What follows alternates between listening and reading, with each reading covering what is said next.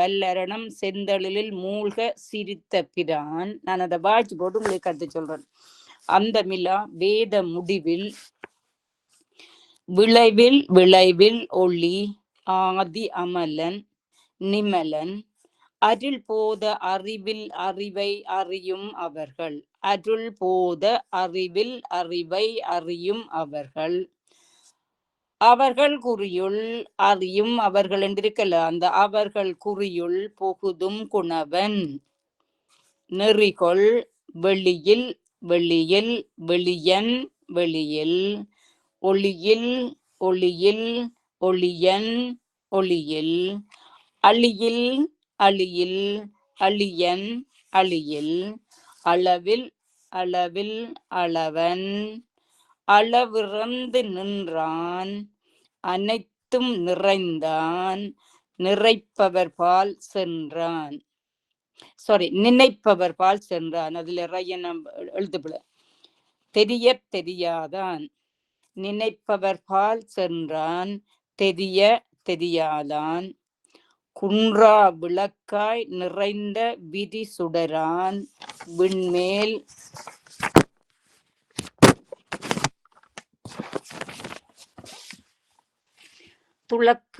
துளக்காமல் நின்ற பெரும் சோதி.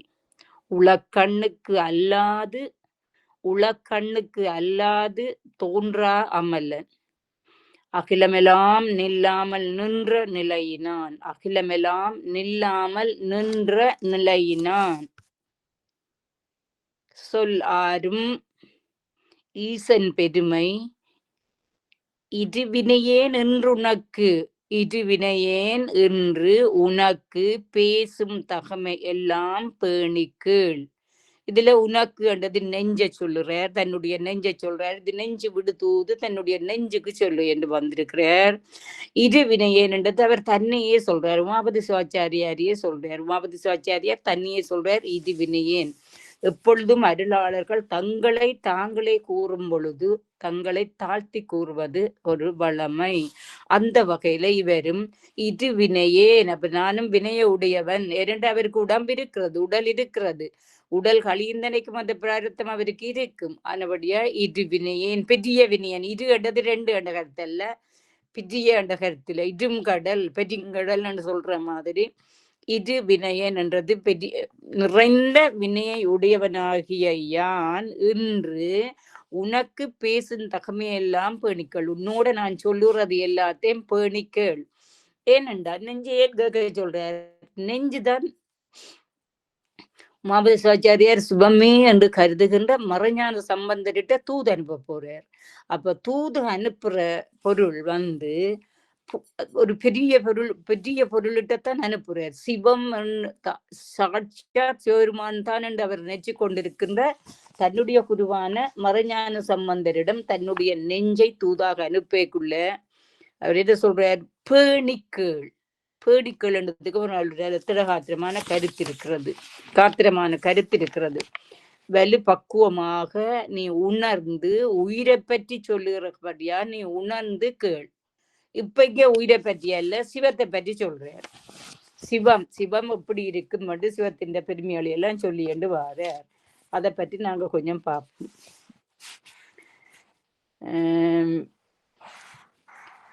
வெற்பின் மிசை வந்திருக்க வல்லான் மதியாதார் வல்லரிடம் செந்தளிலில் மூழ்க சிரித்தவரான். இது செய்திட்டம். அதாவது ஆணவம் கர்மம் மாய என்று சொல்லப்படுகின்ற முப்புறமாவது மும்மல காரியம் என்று திருமூல சொல்லியிருக்கிறார். அந்த மும்மல காரியம் ஆணவம் கர்மம் மாய என்றது தான் கமலாக்கன் வித்யாதன் தாராக்கன் அவர்களுடைய கோட்டியை எரித்த கதை இதுல சொல்லப்பட்டிருக்கிறது. ஏற்கனவே நான் சொல்லிட்டேன். வேத முடிவில் விளைவில் ஒளி. அதாவது வேத முடிவு என்ற உபநிடதத்தினுடைய பொருளாக இருக்கிறவன், அந்த பொருளினுடைய பயனாக இருக்கிறவன், அந்த பயனில ஒளியாக இருக்கிறவன் ஆதி அமலன். ஆதி ஒளியா இருக்கிறவன் அவனோட ஆதி பொருள். அமலன் என்று சொல்லிக்குள்ள மலம் இல்லாதவன், மல தொடர்பு அற்றவன், மல இயல்பாகவே தூய்மையானவன் என்ற கருத்துல சொல்லப்பட்டிருக்கிறது. ஆதி அமலன் நிமலன் அமலன் சொன்ன அப்புறம் ஒரு நிமலன் தார் என்னத்துக்கு ஆன்மாக்கள்ல இருக்கின்ற மலங்களை நீக்கக்கூடியவன், ஆன்மாக்கள்ல இருக்கின்ற மலங்களை நீக்கக்கூடியவன். அருள் போத அறிவில் அறிவை அறியும் அவர். அருள் போத அதாவது ஞானமாகிய ஞானம், ஞானத்தின் திரட்சி, அருளை உடைய அந்த அறிவால அறிவை அறியும் அவர்கள். அருள் போத அறிவில் அவர்களிடம் இருக்கின்ற ஞான போதத்தினால ஏற்படுகின்ற அவர்களுடைய ஞான அறிவினால, ஞான திரட்சியாக அவர்களிடம் அறிவு இருக்கிறது. அதுதான் போதம் என்ற திரட்சி என்ற கருத்துல ஞான திரட்சியுடைய அறிவினால அறிவு என்றது இறைவனை, சிவனை அறியும் அவர்கள். யார் அறிகிறார்கள்? அறியும் அவர்கள் என்றைக்க சீவன் முத்தர்கள். இதுவரையில நான் உங்களுக்கு செய்துட்டேன்.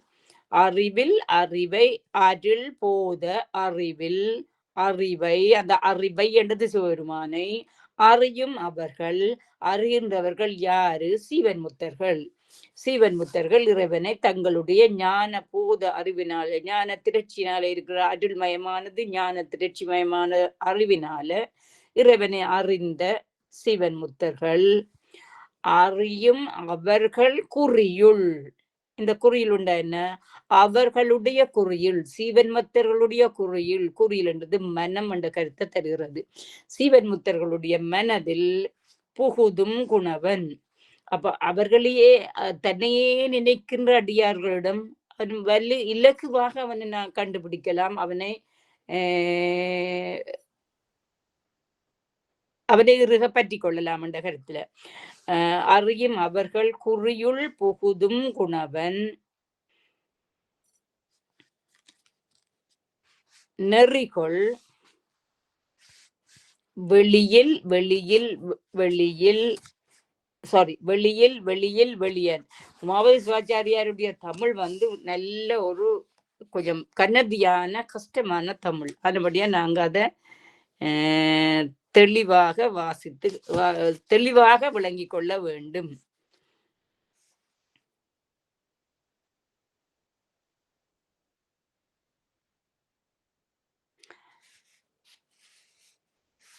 அந்தமிலா வேத முடிவில் விளைவில் ஒளி. அந்தமிலா வேத முடிவில் விளைவில் ஒளி. அந்தமிலாண்டா முடிவில்லாத வேத முடிவு வேதாந்தம் உபநிடதத்தின் பொருளாக இருப்பவன். வேத முடிவில் பொருளாக இருப்பவன், விளைவில் அந்த பொருளினுடைய பயனாக இருப்பவன், பொருளின் பயனிலே இந்த ஒளியாக இருப்பவர். விளைவில் ஒளி அந்த உபநிடதங்களுடைய பொருளாகவும் பொருளின் பயனாகவும் பயனிலே ஒளியாகவும் இருக்கின்ற இந்த ஆதி அமலன் நிமலன் ஆற்றில் போது அறிவில் அறிவை அறியும் அவர்கள். திருவருளை நாம் சிவத்தினுடைய ஒளி என்கிறோம். பதியை விளக்கம் செய்யும் ஒளிதான் திருவருள். அப்ப அங்க ஒளியாக இருக்கிற அந்த விளைவில் ஒளி என்றது. அப்ப பதியை விளக்கம் செய்கின்ற அந்த திருவருள் ஒளி என்றது. வேதாந்த தெளிவே சைவ சித்தாந்தம் இது ஏற்கனவே சொல்லப்பட்டிருக்கிறது. வேத நெறி தலை தோங்க மிகு சைவ துறை விளங்க. வேதம் பொது, வேதத்தினுடைய ஸ்பெஷல் அஸ்பெக்ட் தான், அதாவது ஒரு முக்கியமான ஒரு இதுதான் சைவத்துறை. அந்த சைவ சித்தாந்தம் சிறப்பு. வேதம் பொது வண்டா ஆகமம் சிறப்பு. வேதம் பொது, ஆகமம் சிறப்பு. ஆகமம் சொல்லுவது என்ன? சைவ சித்தாந்தம். அப்ப வேதம் பொது, சைவ சித்தாந்தம் சிறப்பு என்று நாங்க சொல்லிக் கொள்ளலாம். வேதம் அறம் பேசுகிறது, ஆகமம் அருள் பேசுகிறது. வேதம் இந்திரனையோ அக்னியோ பிரம்மனையோ விஷ்ணுவையோ கடவுளாக வழிபட சொல்லும். ஆகமம் சிவத்தை தவிர தெய்வம் இல்லை என்கிறது. முழு முதற் பொருள் சிவம் மட்டுமே என்கிறது சைவ சித்தாந்தம். ஒளிப்பொருளாக காண வேண்டுமென்றால் ஒளிப்பொருளை காணுவதற்குரிய தகுதி வேண்டும்.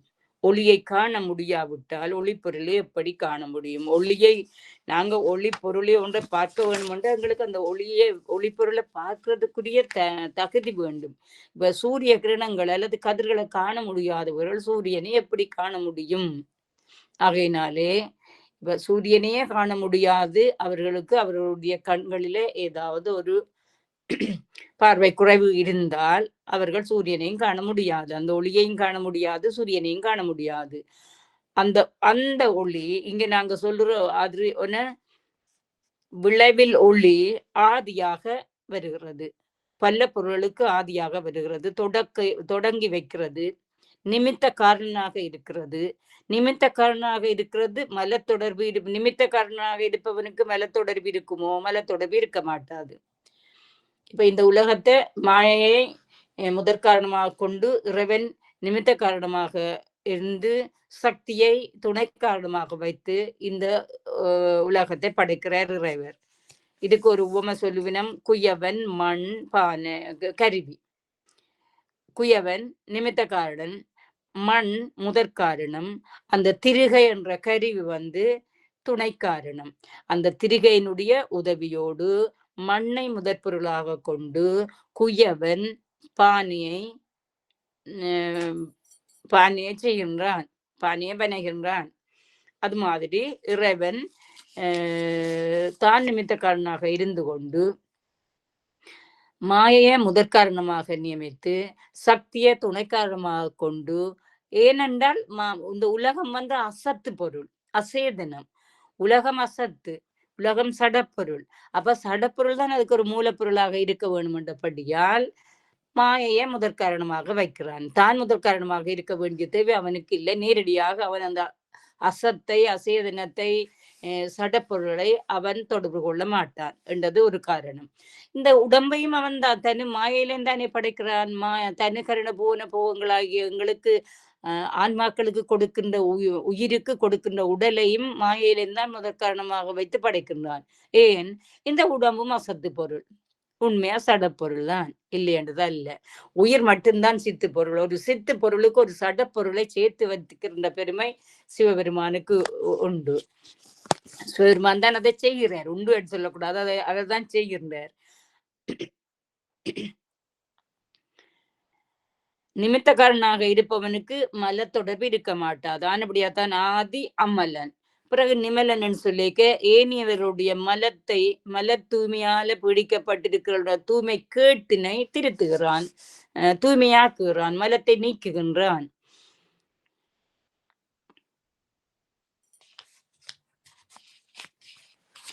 அடுத்தது அருள் போத அறிவில் அறிவை அறியும் அவர்கள். இதுதான் எங்களுக்கு இதுல இருந்தா நாங்கள் துவங்க வேண்டியது. ஞான மார்க்கமாகிய அருளுடைய அந்த அவர்களுடைய அறிவில், சீவன் முத்தர்களுடைய அறிவில் அறிவை என்றது சிவபெருமானை அறியும் அவர்கள். சீவன் முத்தர்கள் இறைவனை அறிகிறார்கள்.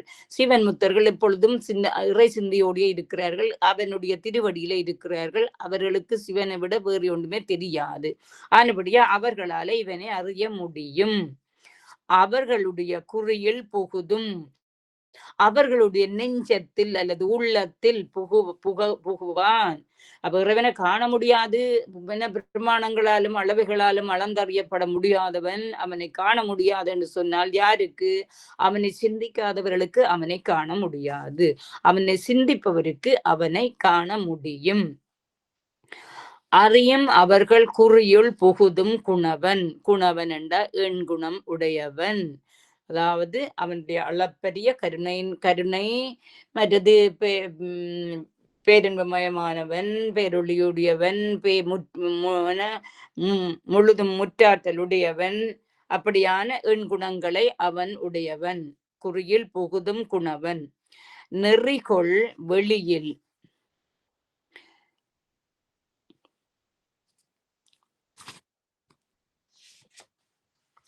இதுல நாங்க அந்த அறிவில் பதியை அறியும் அவர்கள் என்றதில்ல. அவர்கள் என்பது யாரு? சீவன் முத்தர்கள். சீவன் முத்தர்கள்டா யார் என்று ஒரு கேள்வி போட்டால், அறிவில் அறிவை பதியை அறிகிறவர்கள். அவர்கள் அறிவில பதியை அறிகிறவர்கள் என்றால் என்னன்னு? சீவன் முத்தர்களுடைய அறிவு எப்படி இருக்கும்? அறிவில் அறிவை அறிபவர்களாக இருப்பவர்கள். அவர்களுடைய குறியில் புகுதும், அவர்கள் குறியுள் சீவன் முத்தர்களுடைய நெஞ்சில் பதி சிவன் முத்தருடைய நெஞ்சிலே போய் உட்கார்ந்து விடுவார். இறைவன் சீவன் முத்தருடைய நெஞ்சில் உட்கார்ந்தவுடன் என்ன நடக்கும்? சீவன் முத்தர்கள் எதையெல்லாம் நினைக்கிறார்களோ எதையெல்லாம் நினைக்கிறார்களோ அவற்றையெல்லாம் இறைவன் செய்து கொடுப்பான். முதலை வந்து குழந்தை என்ன பாலகனை தான் விளங்கிய பாலகனை உரிய வயதுல போட வேணுமென்று சுந்தரமூர்த்தி நாயனார் நினைக்கின்ற சுந்தரமூர்த்தி நாயனாரும் ஒரு சீவன் முத்தர். அடுத்தது பானைக்குள்ள இருக்கிற சாம்பலை ஒரு பெண்ணாக உருவாக்க வேணும் என்று ஞான சம்பந்தர் நினைக்கிறார். ஞான சம்பந்தரும் சிவன் முத்தர்கள் தான். அந்த வகையில அவர்கள் நினைப்பதை இந்த சிவன் முத்தருடைய உள்ளத்துல சென்று குடியிருக்கின்ற சிவபெருமான் நிறைவேற்றி வைக்கிறார். குணவன் எண் குணத்தான் கோளில் பொறியில் குணமிலவே எண் குணத்தான் தாளை வணங்கா தலை இத திருவள்ளுவரே சொல்லியிருக்கிறார். எண் குணத்தான் என்னது? நெறிகொள் வெளியில் எல்லாமே வெளிதான், ஸ்பேஸ் தான், எல்லாமே ஸ்பேஸ் தான். அப்ப அந்த ஸ்பேஸை பற்றி தான் நாங்க இதுல வெளியில் வெளியன் என்று சொல்லப்படுகிறது. எல்லாமே ஸ்பேஸ் தான், வெளிதான். உடம்புக்குள் இருக்கும் ஓர்கன்ஸ் எல்லாமே தூலம். அதாவது எங்களுடைய உடம்புக்குள்ள இருக்கின்ற உறுப்புகள் எல்லாம் தூல சரீரங்கள். சரியோ?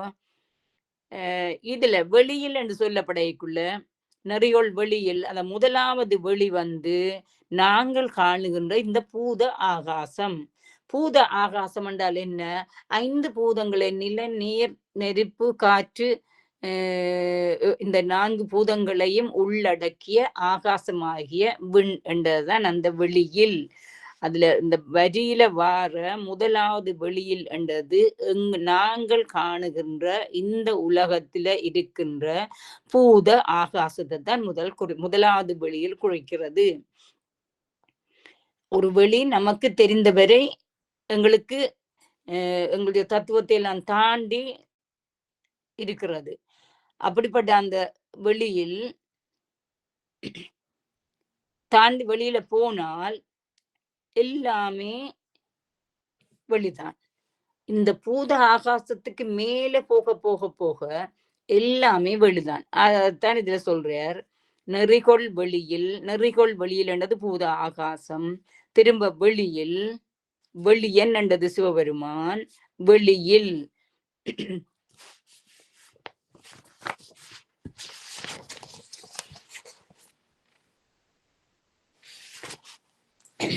வெளியே போனால் எல்லாமே ஒரு வெளிதான். அதாவது இப்ப மூலப்பிரகிருதி அது ஒரு வெளி. அதனை தாண்டி கலை என்றது வருகிறது. கலை ஒரு வெளி.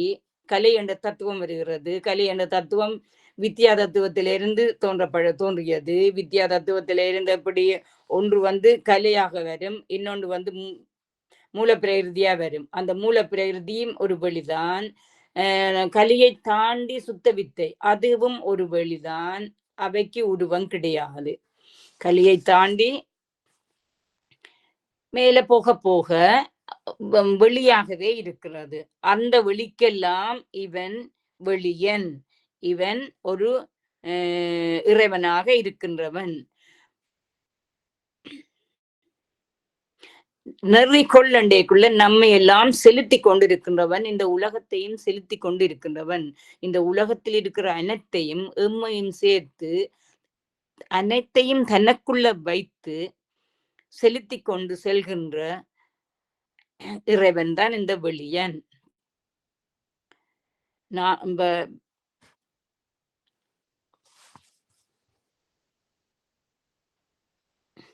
மூலப்பிரகிருதியிலிருந்து கலையில இருந்து வருகிறது. கலையில இருந்து வரைக்குள்ள கலையில இருந்து ஒரு இது வரும், வித்தை அராகம் அதுகள் எல்லாம் வரும். கலையில இருந்து இன்னொரு இதுல வந்து மூலப்பிரகிருதி வரும். இதுக்கு நாங்க அந்த சார்ட் ஞாபகமா வச்சிருக்க வேணும். எனக்கு இப்ப ஷேவண்ண மேலாது. மூலப்பிரகிருதி வந்து ஒரு வெளி. அந்த வெளியை ஆட்சி செய்கிறது கலை தத்துவம். எனவே கலாரூபமாய் விளங்குவான். கலாரூபன். அந்த வெளியன் என்றது கலாரூபன். நாத விந்து கலாதி நமோ நம வேத மந்திர சொரூபா நமோ நம என்று அருணகிரிநாதர் திருப்புவள பாடியிருக்கிறார். நாத விந்து கலாதி நமோ நம, வேத மந்திர சொரூபா நமோ நம. அப்ப இதுலயே அவர் அப்படி சொல்லி இருக்கின்றார். என்ன மூல இதுகள் எல்லாம் மூலப்பிரகிருதி, கலை, அசுத்தமாயை, அசுத்தமாய்க்கு பிறகு சுத்தமாயை, இப்படியே ஒவ்வொரு வெளி எல்லாம் ஸ்பேஸா தான் இருக்கும். அதுக்குத்தான் இதுல வெளியில் வெளியில் வெளியன் வெளியில் மூலப்பிரகிருதி, மற்றது அசுத்தமாயை, பிறகு சுத்தமாயை. இங்கால வெளியன் என்றது இறைவன், வெளியில் என்றது சுத்தமாயை. அந்த சக்கரங்கள் என்ன மாதிரி ஒன்றோடு ஒன்று சேர்த்து சுழல்கிறதோ அது மாதிரி இந்த வெளியையும் அவன் தன்னுடைய தன்னுடைய ஆணைக்குள்ள வச்சு கொண்டு சுழற்றி கொண்டிருக்கின்றான்.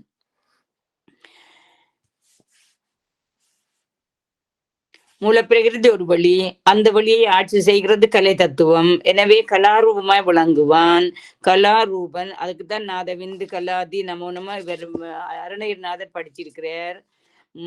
மூலப்பிரகிருதியிலேருந்து ஆன்ம தத்துவங்களும் வருகிறது, எங்களுக்குரிய ஆன்ம தத்துவங்களும் வருகிறது.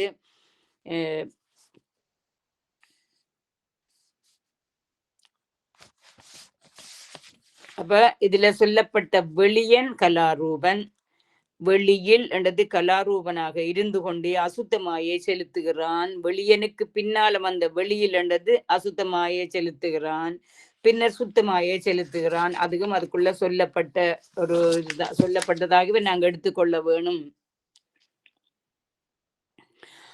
ஒளியில் வெளியில் ஒளியில் ஒளியில் ஒளியன் ஒளியில், அதுல ஒளியில் ஒளி என்றது அசுத்தமாயை சொல்லப்படுகிறது. மாயை ஒரு ஒளி பொருள் ஆனபடியா அசுத்தமாயை ஒளியில் அசுத்தமாயை அதையும் செலுத்துகிறான், அசுத்தமாயையும் செலுத்துகிறான். அடுத்த ஒளியில் அது சுத்தமாயை.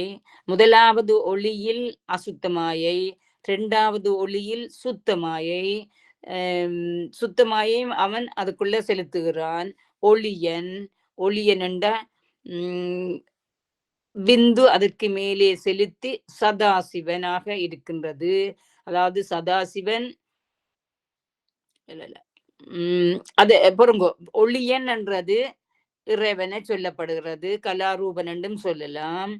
ஒளியில் ஒளியில் என்றது சுத்தமாய, அழியில் அழியில் அழியன் அழியில். இந்த அழியில் என்றதுல அழியில் அழியில் அழியன் அவன் என்று சொல்லேக்குள்ள அழியில் என்றா சதாசிவன். முதலாவது அழியில் என்றது சதாசிவன், இரண்டாவது அழியில் என்றது பராசக்தி, மூன்றாவது அழியன் என்றது பரசிவன்,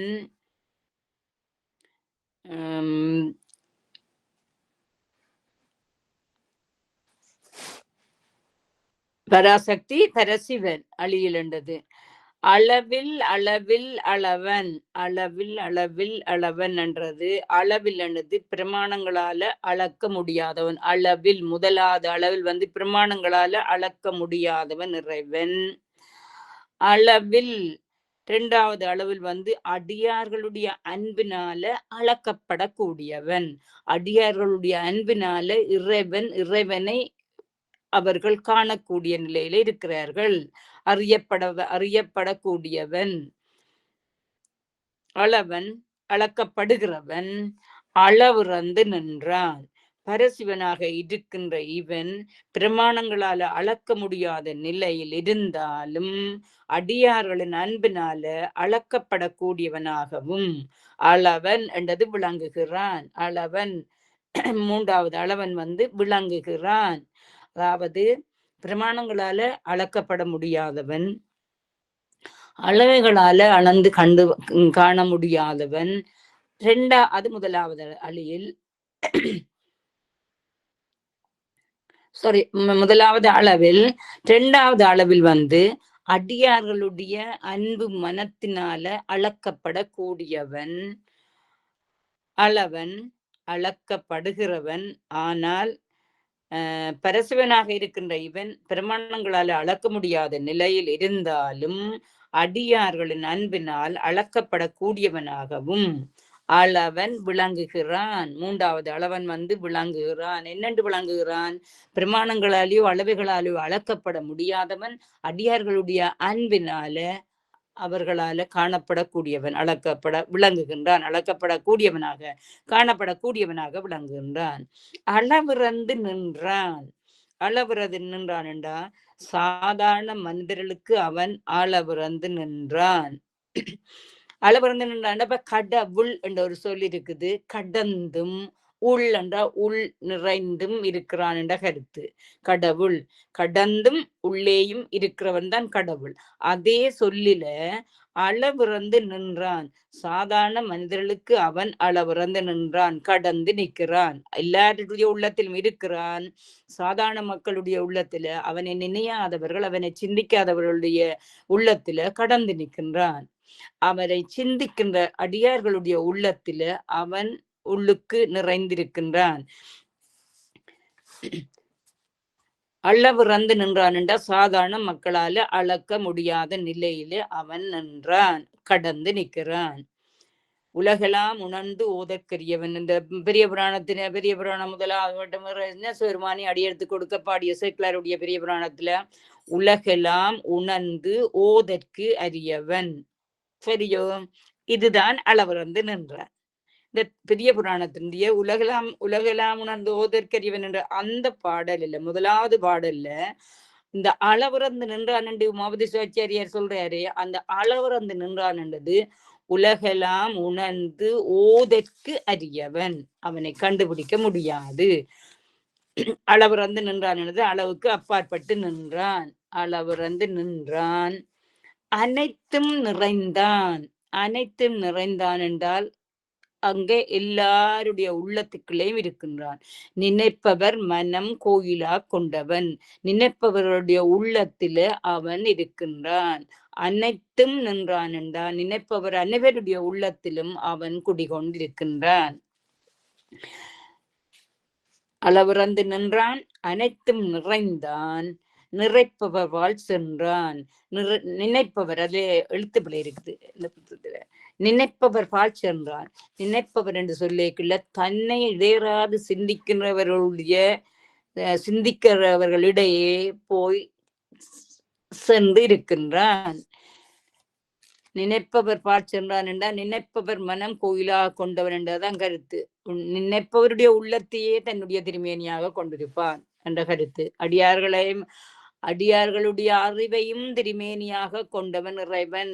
மந்திரங்களை திருமேனியாக கொண்டவன் இறைவன். சக்திய திருமேனியாக கொண்டவன் இறைவன். அந்த வகையில இங்க நினைப்பவர் பால் சென்றான். நினைப்பவர் மனத்தை கோயிலாக கொண்டவன், தன்னுடைய உறையுளாக கொண்டவன், தன்னுடைய திருமேனியாக கொண்டவன் என்று எடுத்துக்கொள்ளலாம்.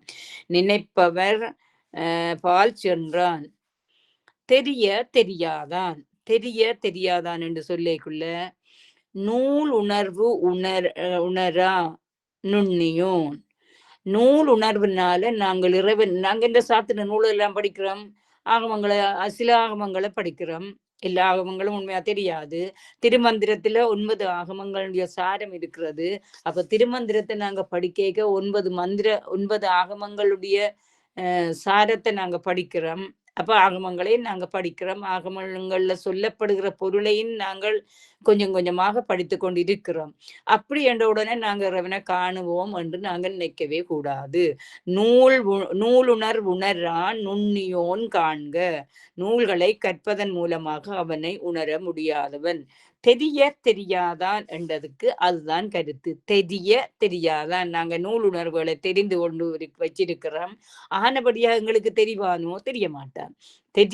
தெரியாதான். குன்றா விளக்காய் போரான பேரொளி பிளம்பாய் நின்று அனைத்தையும் விளக்குவவன். குன்றா விளக்காய், அதாவது குன்றிலே ஏற்றி வைத்த விளக்கு எப்படி எல்லா இடத்துக்கும் பிரகாசிக்கிறதோ அது மாதிரி குன்றா விளக்காய் பேரொளி பிளம்பாய் நின்று அனைத்தையும் விளக்குகின்றான்.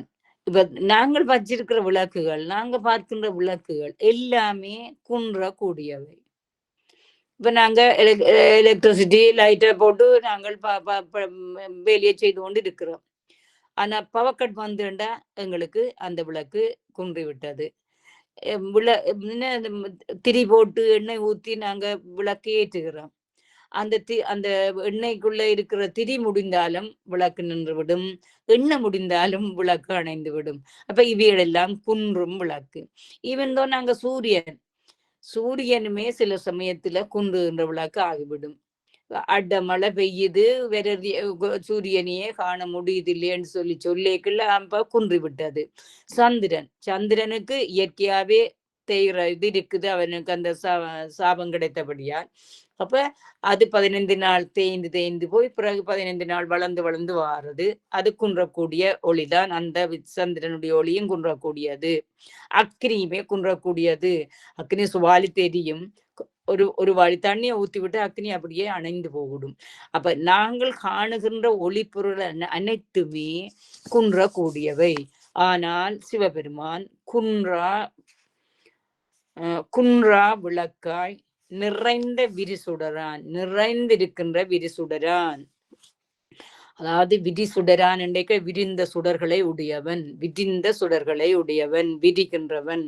குன்றா விளக்காய் இருப்பவன் மட்டுமல்லாமல் விரிகின்ற சுடராகவும் இருப்பவன் சிவபெருமான். விண்மேல் துளக்காமல் நின்ற பெரும் சோதி. விண்மேல் துளக்காமல் நின்ற பெரும் சோதி. துளக்காமல் என்றா எந்த விதமான, இப்ப நாங்க ஒரு விளக்கை ஏற்றி வைத்தமா இருந்தால் அந்த விளக்குக்கு நாங்க இடையிடையே தூண்டிவிட வேணும். ஒன்றில் திரிய முன்னுக்கு தள்ளிவிட வேணும், அல்லது திரும்ப திரும்ப அதுக்கு எண்ணெய் ஊத்தி ஊத்தி கொண்டிருக்க வேணும். இப்படியான இது இருக்கிறது என்ன, அப்ப தூண்ட வேணும். ஆனா இறைவன் தூண்ட வேண்டியவன் அல்ல. எந்த வித தூண்டுதலும் இல்லாது நின்ற பெரும் சோதி. விளக்கு என்றாலும் நாங்க தூண்டி தூண்டித்தான் எரிய வேணும். அந்த மாதிரி எலி தற்செயலாக இது சாப்பிட போன இடத்துல தற்செயலாக அந்த திரிய தள்ளி விளக்கு தூண்டி விட்டது என்ன, அதுக்குத்தான் அந்த நல்ல இது கிடைத்தது, நல்ல பேரு கிடைத்தது. அது மாதிரி இங்க விண்மேல் துளக்காமல் நின்ற பெரும் சோதி. துளக்காமல் தூண்டாமல் நின்ற விண்மேல் பூதாகாசம் அல்ல. இந்த விண் பிரகாசத்தின் மேல் இருந்து, இதுல சொல்லப்பட்ட விண் என்றது நாங்கள் காணுகின்ற பூத ஆகாசம் அல்ல, நாங்கள் காணுகின்ற ஆகாசம் அல்ல. இது பிரகாசத்தின் மேல் இருந்து மற்ற ஆகாசங்களையும் கடந்து செல்கின்ற வலிமை உடையது அந்த ஒளி. விண்மேல் துளக்காமல் நின்ற பெரும் சோதி. பெரும் சோதி என்றேக்குள்ள அதுதான் அந்த ஒளி என்றது. இதுல சொல்லப்பட்ட விண் நாங்கள் எங்களுடைய இந்த மூலப்பிரகிருதி, இந்த பிரகிருதியில காணுகின்ற ஆகாசத்தை சொல்லவில்லை. அதுக்கு மேல மேல மேல போக போக ஆகாசங்கள் பல இருக்கின்றன. அந்த வெளி ஆகாசம் வெளி, அந்த வெளியைத்தான் இதுல சொல்லப்பட்டிருக்கிறது. பரகாசத்தின் மேல் இருந்து மற்ற ஆகாசங்களையும் கடந்து செல்கின்ற வலிமை உடையது அந்த ஒளி. இதுல சோதி என்று சொல்லப்படுகிறது. விண்மேல் துளக்காமல் நின்ற பெரும் சோதி. உளக்கண்ணுக்கு அல்லாது தோன்றா அமலன். இதுல மேல இது இன்னும் இருக்க கொஞ்சம் சொல்லி போட்டு இதுல இருந்து குன்றா விளக்காய் பாருங்க, இறைவன் எப்படி இருக்கிறான்ன்றது. குன்றா விளக்காய் நிறைந்த விரிசுடராய் விண்மேல் துளக்காமல். விண்மேல் என்ற பராகாசத்துல துளக்காமல், தூண்டிவிட தேவையில்லாம, எந்தவித தூண்டுதலும் இல்லாது குன்றுதலும் இல்லாது நின்ற பெரும் சோதி. அதான் அவர்தான் இந்த இறைவன்.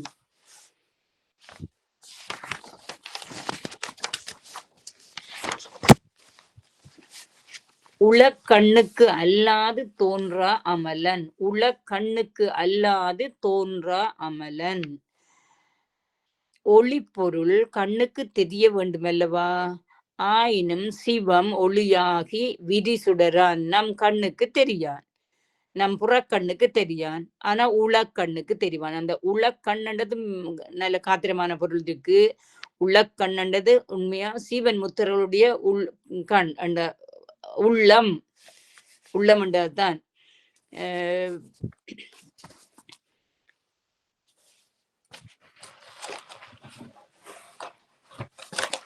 ஊனக்கண் பாசம் உணரா பதியை ஞானக்கண்ணினால்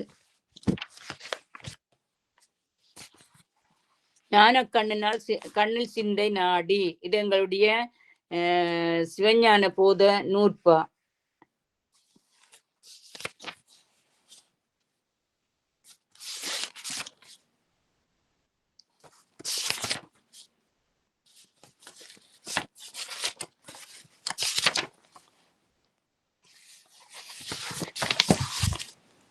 ஒன்பதாவது நூற்பா.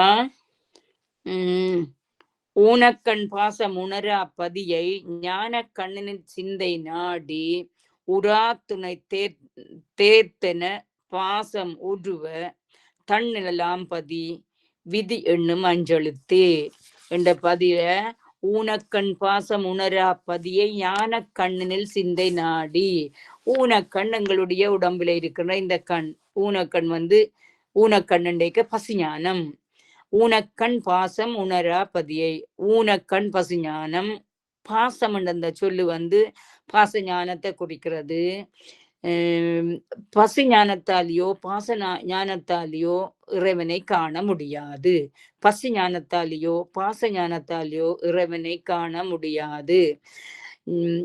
அப்ப எதனால காண முடியும்? உனக்கண் பாசம் உணரா பதியை.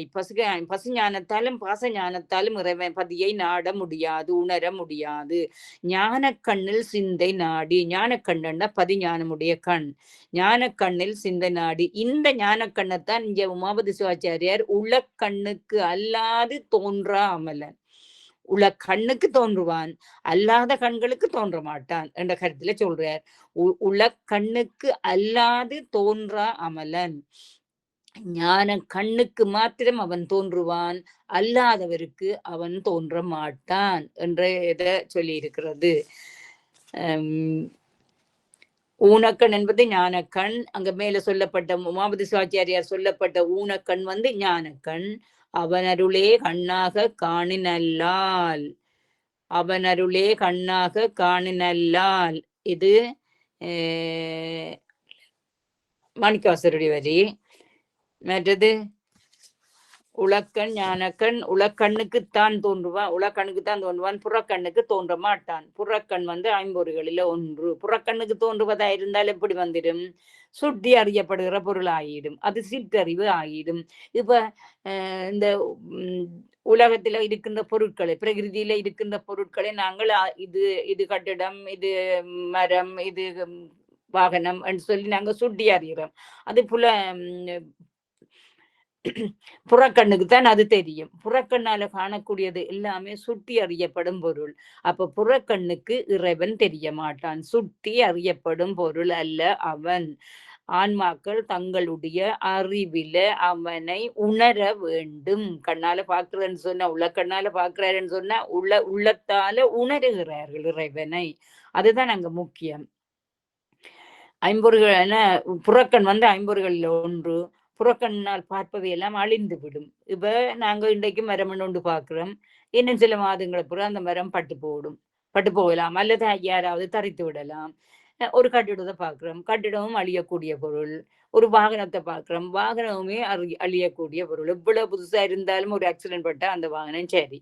அது மாதிரி அழியக்கூடியவை புறக்கண்ணால பார்க்கின்ற பொருட்கள். சுட்டி அறியும் தன்மையும் உடையவை. அது சிற்றறிவு உடையவை. அது சுட்டு பொருள் ஆகிவிடும். இறைவன் சுட்டு பொருள் அல்ல. புறக்கண்ணாலே அவனை காண முடியாது. உலக்கண் எப்படிப்பட்ட உலக்கண்? இடையறா சிந்தையோட இருக்கின்றவன், இடையறாத இறைவனையே சிந்தித்துக் கொண்டிருக்கிறவர்களுடைய உலக்கண்ணாலதான் பார்க்க முடியும். இதுக்கு திருஞான சம்பந்தர் பார்க்கிறார். இதுக்கு நல்ல உதாரணம் இருக்கு. என்னண்டா, திருஞான சம்பந்தர் பார்க்கிறார் 3ஆம் வயதுல தந்தையோட குளிக்க போய் அந்த தோணிய அந்த வாவியில குளிக்க போய் இவர் படியில இருக்கிறார். தந்தையார் குளிக்க போட்டார். இருந்தா போல தந்தையார் தான் மந்திர ஜபம் செய்வதற்காக நீருக்குள்ள மூழ்கிட்டார். தந்தையை காணாது இந்த குழந்தை அழுகிறது. குழந்தை அழுதோன்னும் 6 வருடம் சிவபெருமான் சிவபெருமானும் மாதேவியாரும் பால் கொடுக்கிறார்கள். அவர் பால் குடிக்கிறார். குடிச்சால் கடவாயில வழிஞ்சும் இருக்குது. பிறகு தந்தையார் வந்தார். உங்களுக்கு கதை தெரியும். நான் ஷார்ட்டா எங்களோட பாடத்துக்கு தேவையானதை எடுத்துட்டு போறேன். தந்தையார் இருக்கிறார், யார் தந்த பாலண்டு. அவர் என்ன செய்கிறார், அந்தோ அவர் தான் தந்தவர் என்று விருபாருடரை காட்டுகிறார். சரியோ, திருஞான சம்பந்தர் இறைவனை கண்ணால காண்கிறார். சரியோ, அந்த சிவபெருமானியே தந்தையாரு காட்டுகிறார். தந்தையார் காணவில்லை. அப்ப ஒரே காட்சி 2 பேருக்கும் தெரிய வேணுமோ இல்லையோ? தெரியக்கூடிய பக்குவம் உடையவைக்கு மாத்திரம்தான் தெரியும். திருஞான சம்பந்தருக்கு அந்த பக்குவம் 3ஆம் வயதிலேயே வந்து விட்டது. அவருடைய முற்பிறப்பு முன்னை தவத்தினாலே அவரே கிடைத்து விட்டது. ஆனா திருஞான சம்பந்தருடைய தந்தையராகிய சிவபாத விருதியருக்கு அது தெரியவில்லை. அப்ப உளக்கண்ணுக்கு அல்லாது தோன்றா அமலன், உள்ளத்துக்குள்ள சிவனையே திருஞான சிவபாத விருதியரும் சிவனை வழிபடுகிறவர் தான். ஆனாலும் திருஞான சம்பந்தருடைய பக்குவம் அவருக்கு இன்னும் வரவில்லை. அவர் பார்த்தது புறக்கண்ணால பார்த்தார், அது தெரியவில்லை. திருஞான சம்பந்தமுத்தினார் தன்னுடைய உளக்கண்ணால பார்த்தார், அது தெரிந்து விட்டது. உளக்கண் ஞானக்கண். அதே மாதிரி இன்னும் இருக்கு சில இதுகள். சுபாதவருடைய கண்ணுக்கு சிவருமான் தெரியவாக்கு. இங்க சம்பந்தருடைய வாக்கு ஞான வாக்காக இருக்கிறது. என்ன அவர் எல்லாத்தையும் டிஸ்கிரைப் பண்றார். தோடுடைய செவியன் என்ற பாடல முதல் பாடுறார். அதுல தோடுடைய செவியன்,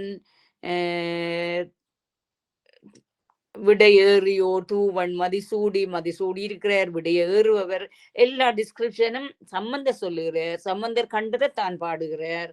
ஆனால் தந்தையாருக்கு காணவில்லை, தந்தையாரால காண முடியவில்லை. அதுதான் கண்ணுக்கு அல்லாது தோன்றாத அமலன். அதே மாதிரி மாணிக்க வாசகரும் பாடியிருக்கிறார்.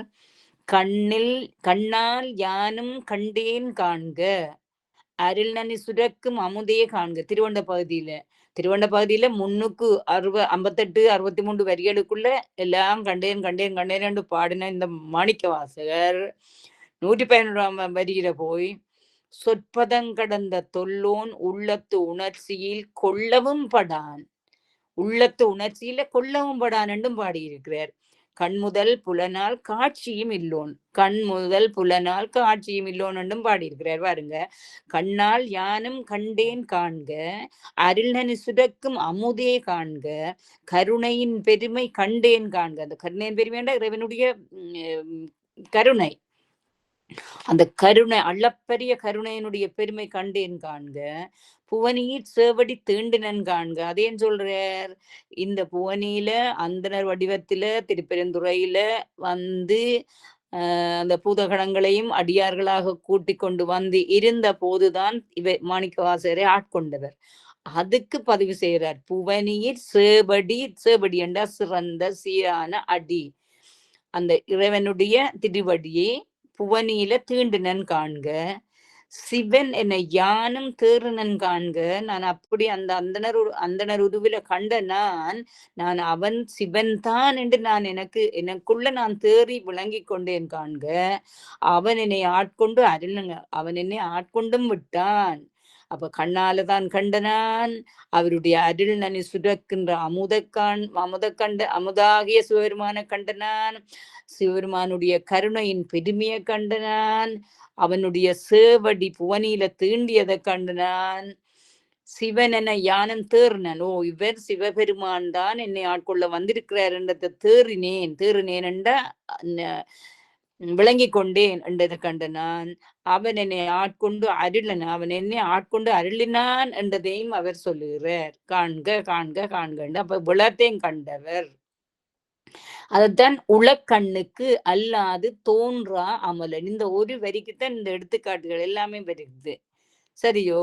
அப்ப மாணிக்கவாசகருடைய வரலாறு, இப்படி பல பேருடைய வரலாறு வரும். நான் சிலதுகளைத்தான் எடுத்திருக்கிறேன். சம்பந்தருடைய வரலாறு அதுகளை இதுல சொல்லியிருக்கிறேன். அதே நேரத்தில் இதையும் நாங்க விளங்கிக் கொள்ள வேணும். மாணிக்கவாசகர் கண்ணால் யானும் கண்டேன் காண்கண்டு அங்க பாடி போட்டு அதே அதே அகவல்ல திருவண்ட பகுதியிலேயே 111வது வரியில வந்து சொல்றார், சொற்பதம் கடந்த தொல்லோன் உள்ளத்து உணர்ச்சியில் கொள்ளவும் படான். உள்ளத்து உணர்ச்சியில கொள்ளவும் படான். அப்ப உள்ளத்தாலே கொல்லப்பட முடியாதவன். கண்முதல் புலனால் காட்சியும் இல்லோன். இந்த புலனால காட்சியும் காண மாட்டான் என்று சொல்லுகிறார். இவ்வாறும் பாடியுள்ளார். அமலன் என்ற மலமற்றவன், மலமுடைய பொருள்களால் காண முடியாதவன். எனவே கண்ணுக்கு அல்லாது தோன்ற மாட்டான். அவன் அருளே கண்ணாக காணினல்லால் இவன் இறைவன் இப்படியன் இவ்வண்ணத்தன் என்றெழுதி காட்டொணாதே. அப்பர் பாடுறார். இப்ப அமலன் மலமற்றவன், மலமுடைய பொருள்களால காண முடியாதவன். எனவே உளக்கண்ணுக்கு அல்லாத தோன்ற மாட்டான். உளக்கண்ணுண்டேக்குள்ள உண்மையாக சிந்தையுடையவர்களுடைய கண்ணுக்கு அவர்களுக்கு மட்டும்தான் தோன்றுவான்.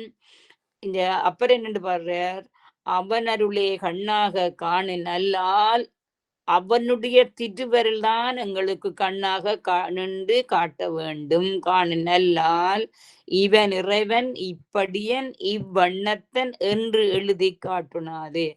அவனுடைய திருவருளங்களுக்கு காட்டினாத்தான் நாங்க காணுவோம். இல்லாமல் இவன் தான் இறைவன், இவன் இப்படியன் இவ்வண்ணத்தன் என்று நாங்க எழுதி காட்ட முடியாது. அப்ப திருவருள் ஆகிய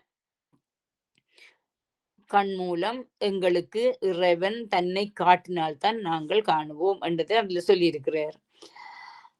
அடுத்தது, அகிலமெல்லாம் நில்லாமல் நின்ற நிலைனான். நெஞ்சு பிடித்ததுல அகிலமெல்லாம் நில்லாமல் நின்ற நிலைனான்.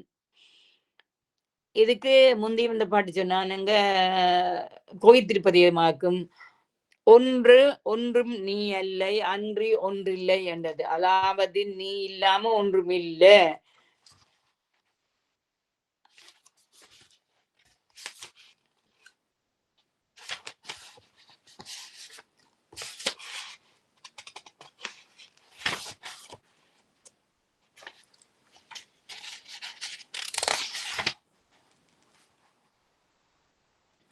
ஓகே, அந்த கோயில் திருப்பதியத்துல 7வது பாட்டுல ஒன்று நீ அல்லை அன்றி ஒன்று இல்லை யாருன்னை அறிய கேட்பாரு. இந்தன கருளி இருள் கடிந்து உள்ளத்து எழுகின்ற ஞாயிறே போன்று நின்றனின் தன்மை நினைப்பெற நினைந்தேன் நீயலால் புரிது மற்றின்பம் சென்று சென்றணுவாய் தேய்ந்து தேய்ந்தொன்றாம் திருப்பெரும் துறையுரை சிவனே ஒன்றும் நீ அல்லை அன்றி ஒன்றுமில்லை. நீ இல்லாம இங்க ஒன்றும் இல்லை. யாருன்னை அறிய கேட்பாரு. எல்லாமே நீதான் என்றது. நீ இல்லாமல் இங்க ஒன்றும் இல்லை என்ற கருத்துல வந்து சொல்லுகிறார். அகிலம் எல்லாம் நில்லாமல் நின்ற நிலையினான். அப்ப அகிலம் எல்லாத்திலும் நில்லாமல் நின்ற நிலையினான். நிக்கிறது மாதிரி தெரியாவிட்டாலும் கூட அவன் நிற்கின்றான்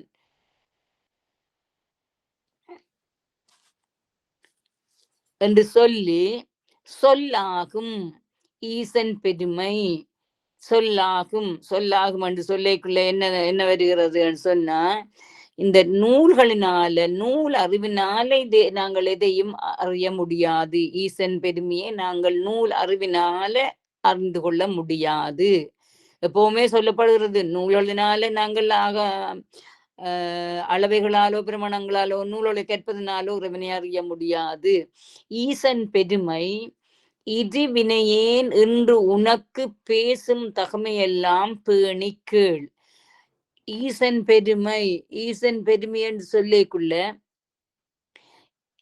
ஈசனுடைய பெருமையை, அதாவது அதி உன்னதமான சிறப்பை, அவருடைய பெருமையை இது வினையேன் அவர் தன்னை தாழ்த்தி சொல்றார். இது வினையேன் என்றைக்குள்ள என்னது பெருமைய இது வினையன் என்றது பெரிய வினையன் என்றது 2 என்ற கருத்திலே. நான் பெரும் வினையை உடையவன், பெரிய வினையை உடையவன். அப்படிப்பட்ட நான் தன்னை தானே தாழ்த்தி சொல்றது அருளாளர்களுடைய வளமை. அதுக்கு இன்னும் 2, 3 உதாரணம் இருக்கிறது. அருளாளர்களுடைய வளமை. அந்த வளமையின்படி இன்று உனக்கு நெஞ்சே நான் உனக்கு சொல்லுறேன், நீ கவனமாக கேட்டுக்கொள். இந்த நெஞ்சை ஏன் தூது விடுகிறார் என்று சொல்லிக்கையே நாங்கள் அதுக்கு காரணம் முதல் சொன்னாங்க. நெஞ்சு உலக இன்பத்தில நாட்டம் கொண்டது. ஆனா அவர் சொல்லுறவர் உமாபதி சிவாச்சாரியார் இறை இன்பத்தில நாட்டமுடையவர். அப்ப இறை இன்பத்தில நாட்டமுடையவர் இறை இன்பத்தில நாட்டம் இல்லாத அந்த நெஞ்சை தூது விட போறார். அந்த வகையிலாவது அந்த நெஞ்சு இறைவனோட சேரக்கூடியதாக இருக்கும் என்றதுக்காகத்தான் அவர் அந்த நெஞ்சை எத்தனையோ பொருட்கள் இருக்கு தூது விடலாம். அப்படி தூது விடாமல் இந்த நெஞ்சை தூது விடுறதுன்ற சிறப்பு என்னென்றால் நெஞ்சை இறைவன் பால் திருப்ப வேண்டும் என்பதற்காக. இந்த நெஞ்சுக்கு இப்ப சொல்றார், பேசும் தகமையெல்லாம் ஈசன் பெருமை பேசும் தகமையெல்லாம் பேணிக்கொள். ஈசன் பெருமையை நான் என்று உனக்கு சொல்லுகிறேன், நீ அதனை பேணி கேள் என்று சொல்லுகிறார். பேணி கேள் என்று சொல்றதுக்குள்ள நாங்க இந்த சாத்திர நூல்களை படிக்கும் பொழுதும் சரி, திருமுறைகளை படிக்கும் போதும் சரி, தம் உயிர்க்கு எங்களுடைய உயிர்க்கு நலம் செய்யும் செய்தி என்று உணர்ந்து போற்றி அதிலேயே லயித்து நின்று கேள் என்று தன்னுடைய நெஞ்சுக்கு சொல்லுகிறார். பேணி கேள் என்றால் என்னன்னா, நாங்கள் இப்ப நல்ல விடயங்கள் எங்களுடைய உயிருக்கு நலம் செய்கின்ற நல்ல செய்திகளை யார் சொன்னாலும் நாங்கள் மிகவும் பக்குவமாக அவர்கள் சொல்லுகின்ற விடயங்களிலேயே லயித்து இருந்து கேட்க வேண்டும். அந்த மாதிரி கேட்கும்படி இந்த நெஞ்சுக்கு உமாபதி சிவாச்சாரியார் சொல்லுகின்றார்.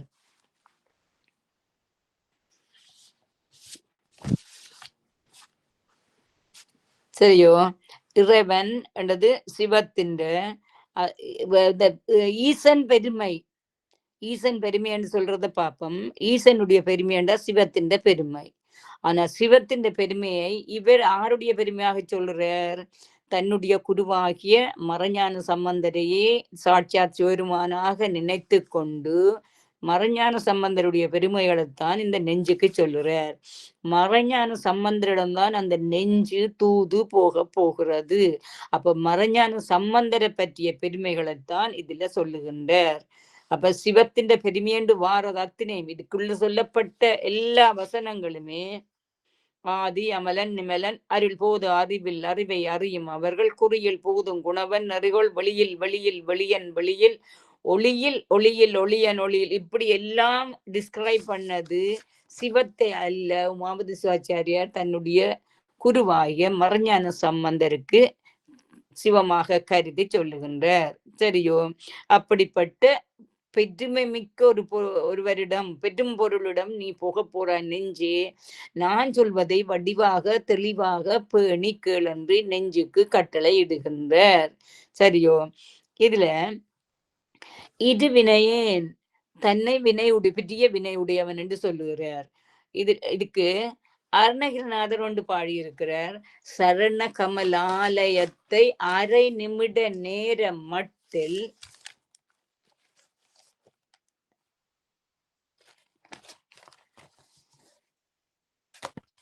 தவமுறை சரணகமலாலயத்தை அரை நிமிஷ நேரம் மட்டில் தவமுறை தியானம் வைக்க அறியாத சட கசட மூட மட்டி பவவினையிலே சனித்த தமியேன். தமியேன் என்றா தான் தன்னைத்தான் சொல்றார். என்னென்ன தன்னை பற்றி எப்படி சொல்றாருன்றதை பாருங்க. ஒரு அற்ற நிமிஷத்துக்கு சரணகமலாலயத்தை ஓம் சரவண பவ என்ற மந்திரத்தை என்னால சொல்ல முடியாமல் அந்த தவமுறை தியானம் வைக்க அறியாதவன் நான். அந்த 6 எழுத்து மந்திரத்தை ஒரு தவமாக கொண்டு சொல்வதற்கு அருகதை அற்ற நான், ஒரு அற்ற நிமிஷத்துக்கு சொல்ல முடியாத நான் எப்படிப்பட்டவன்? சட கசட மூட மட்டி பவவினையிலே சனித்த பவவினையண்ட இந்த பிறப்பு அந்த கடல்லையே சனித்த தமியன். மிடியால் மயக்கம் உருவேனோ என்று சொல்றாரு. அந்த அந்த சரணகமல் ஆலயத்தைதான் நான் அந்த முதல் ரெண்டு சோடி வரியையும் தான் இதுல நான் உங்களுக்கு எடுத்து காட்டுகிறேன். மற்றது மாணிக்க வாசகர் பாடினவர் கடியவனே என்னை கலந்து கொண்டு, கடியவனே என்னை கலந்து கொண்டு, கடையவனே என்னை கருணையினால் ஆட்கொண்டு, இது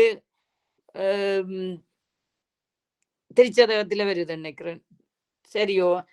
கடையவன் என்று மாணிக்கவாசகர் தன்னை சொல்றார்.